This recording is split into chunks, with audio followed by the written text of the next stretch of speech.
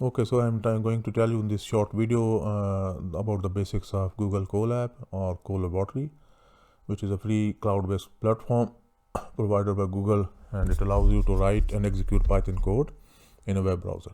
So this does not require any local setup to be installed on your machine, and this is specifically useful for machine learning practitioners and data scientists, as it provides certain resources like a GPU or a TPU, which can significantly speed up computations.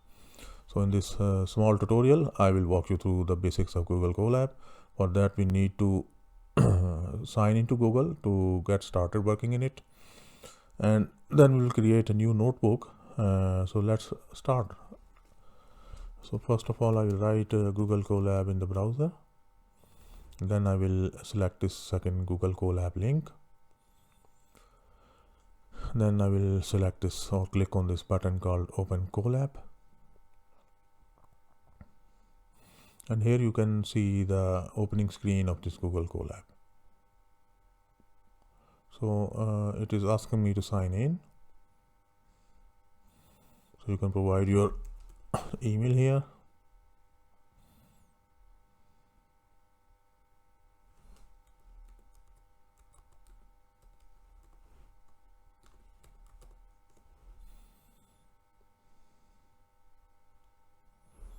Oh, it's asking me to verify on my phone, so let's do this.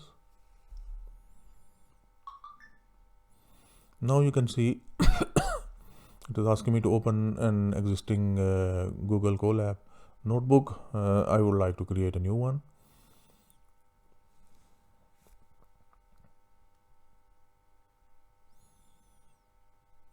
So here is the interface of this Google CoLab notebook. So let's call this, we can rename this here.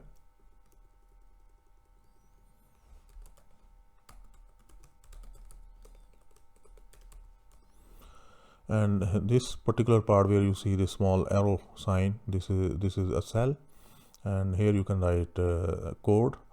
The cells can be of two types, either you can write code in it or you can write text. So a text cell can be created by clicking on this text, and here you can just write English text. For example, this is a Google CoLab tutorial, and you can sorry, you can make CoLab bold. For example, you can apply different text formatting options by making use of this. You can also, for example, insert an image, you can create a bulleted list, and so on. You can insert emojis here also. So let's try. For example, if I want to print something to screen, so there is a basic command in Python, which is the print command. I can write, let's say, welcome to Google CoLab. So if I want to see the output of this command, I just need to hit Control Enter and I'm sorry.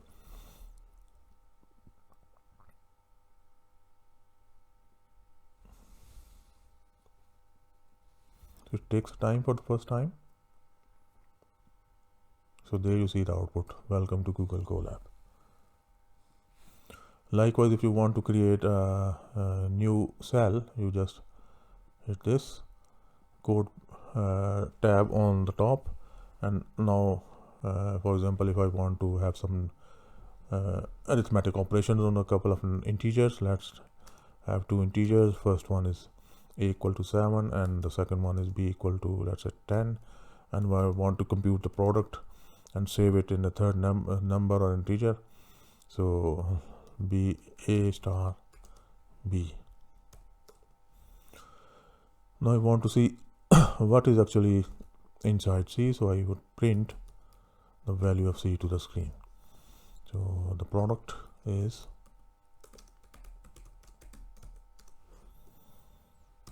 C.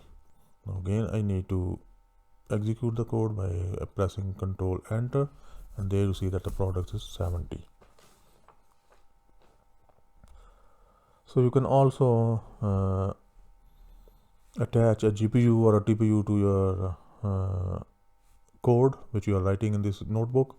So for that you have to go to this option in the menu bar, runtime menu, and then go to change runtime type, and here you can see select different options. For example, you can have this T4 GPU, you can select OK if you want.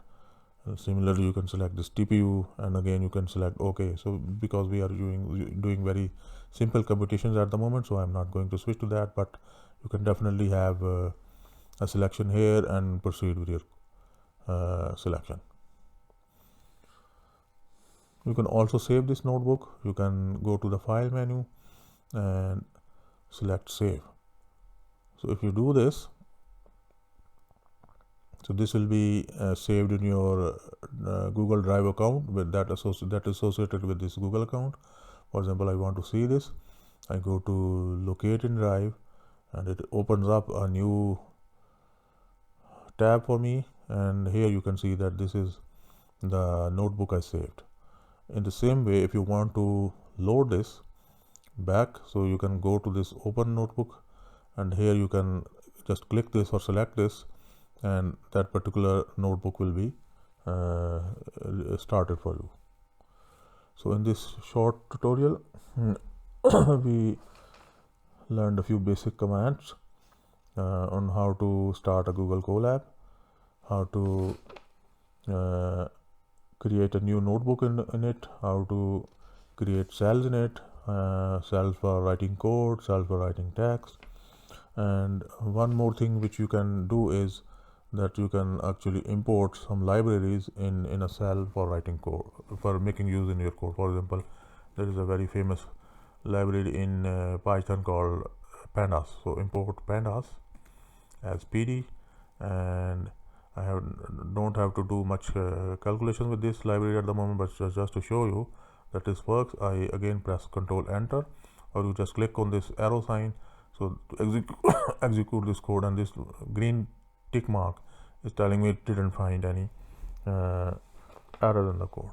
So these were the few things which we learned in this tutorial.